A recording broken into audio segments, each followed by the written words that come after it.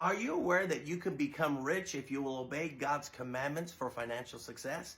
Did you know the Bible gives us a list of commands, advice, principles that if we would follow them, we would be financially successful in our lives? And God doesn't want you poor. He wants you to be rich. So he's given you commandments to help you become rich. When I was a young man, God told me to read the book of Proverbs. For most of these commandments, or a large number of these commandments, are in the book of Proverbs. It was written by the richest man in the Bible, Solomon. And in it, he gives advice to his children. And much of the advice has to do with financial success.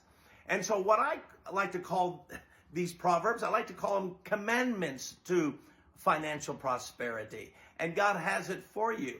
So would you like to learn about these commandments? Well, in my first two videos, I dealt with the 6 of the 10 commandments for financial success. So today, I want to deal with commandment number 7. It's taken right out of Proverbs 13. It says in verse 11, "He that gathers money little by little shall make it grow." So are you ready for commandment number 7? Thou shalt invest early. Do you realize if you would take $100 every month and invest it, and let's say you get 6% interest, which is modest, it's doable, and you did that for a period of 30 years, you will have invested $36,000. But did you know that $36,000 would have turned into $97,000? You almost tripled your investment because what you're doing is you're investing. You recognize you're the lender, you're not the borrower. So I learned early on that I needed to invest money, and I need to invest for a rainy day. I need to invest for my health care. I need to invest for retirement. I need to invest because maybe I want to do something big and I'm going to need a lot of money for it.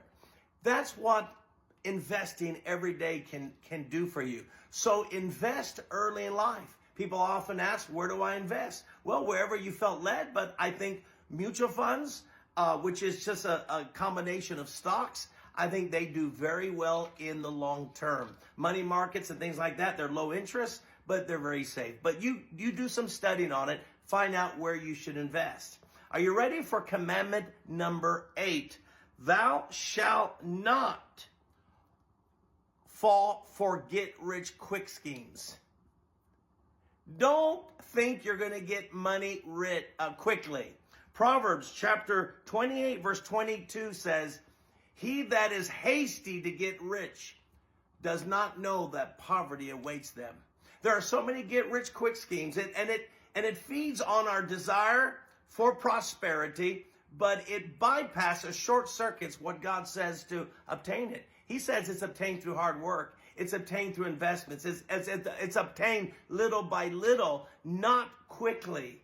So you need to quit being suckered in by get-rich-quick schemes. They don't pay off. Normally, those get-rich-quick schemes, they're illegal, because if they were legal, why isn't everyone doing it and becoming rich? And if it's not illegal, it's often immoral because you take advantage of other people and take their money for your own gain. And yet you're giving them nothing in return. What I'm saying is, you're not going to get rich quick. You're going to do it little by little, and that's God's way to make sure that you don't become high-minded and allow money to ruin your life. And I've seen people get caught up in these get-rich-quick schemes, and they have ripped people off, some of them in my church, and I had to rebuke them for it. But they just keep going toward this direction. Are you ready for commandment number 9? Commandment number 9 is, thou shalt be frugal, but not miserly.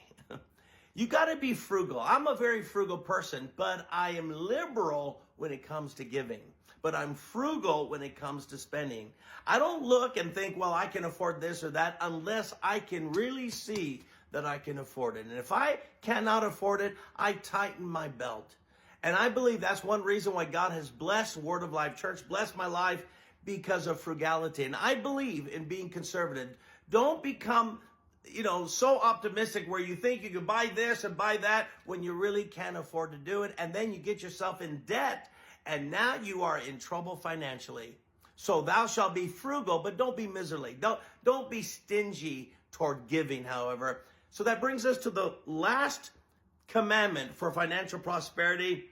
And that is, thou shalt not be a fool and allow prosperity to destroy you. Did you know the Bible says prosperity destroyeth the fool. I have people write to me, I don't believe in money, I don't believe in prosperity, I just want a little bit. And I said, well, if you're a fool, that's a good desire. Because fools should not be trusted with a lot of money. You understand that? No, prosperity destroys a fool. So what you want to do is, if you want to prosper, you can't be a fool. You say, well, what's a fool? A fool is someone who won't listen to advice. If you're one of those people that spurn advice, you don't listen to the advice of a doctor, you don't listen to the advice of a lawyer, you don't listen to the advice of your pastor, you don't listen to the advice of people that are smarter in certain areas than you are. And let's face it, there are a lot of people that are smarter than you in certain areas. But you may have some expertise in a little area here or there. For example, my expertise is in the Bible. See, I find it amazing how people try to teach me and try to correct me. And I'm thinking, friend, this is what I'm an expert. And when you're coming against my teaching, you already know you're likely to be wrong. But when it comes to listening to lawyers or doctors or builders or contractors, I listen to them. Electricians, I listen to them. Plumbers, I listen to them. Whatever they tell me that I need to do, I listen and follow their advice, because that's the only way to avoid being a fool. And the point is, God has given us a lot of people to give us a lot of wisdom. But if we turn our ear away from them, we're going to be a fool, and prosperity is going to destroy us. These are the 10 Commandments for financial success.